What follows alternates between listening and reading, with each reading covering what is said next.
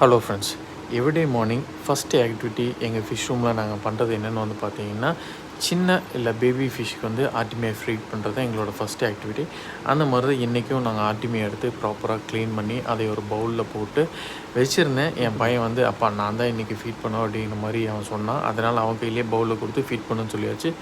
ஒவ்வொரு ட்ரேக்கும் எவ்வளோ ஃபிஷ் இருக்குது, அதுக்கு எவ்வளோ பில்லர்ஸ் ஊற்றணும் அப்படிங்கிறத மட்டும் என்கிட்ட கேட்டு விட்டான். இதில் என்ன ஒரு அட்வான்டேஜ் அப்படின்னா, ஃபிஷ் ஃபார்ம் பொறுத்த வரைக்கும் உங்கள் ஒருத்தரால் மட்டுமே கடைசி வரைக்கும் மெயின்டைன் பண்ண முடியாது. உங்களுக்கு சப்போர்ட்டிவ் லைக் ஃபேமிலி சைட்லேருந்து வேணும், ஃப்ரெண்ட்ஸ் சைட்லேருந்து வேணும். அந்த மாதிரி உங்கள் ஃபேமிலியில் உங்கள் ஒய்ஃபோ இல்லை பையனோ யார் இருந்தாலுமே நீங்கள் செய்கிற சின்ன சின்ன ஆக்டிவிட்டீஸை அவங்களுக்கு லேர்ன் பண்ணி கொடுத்துட்டிங்கன்னா, இந்த மாதிரி காலையில் நீங்கள் இல்லைன்னா கூட அவங்களே வந்து ஆட்டியுமே ஹேட்ச் பண்ணி ஒவ்வொரு ஃபிஷ்ஷுக்கும் வந்து ஃபீட் பண்ணிடுவாங்க.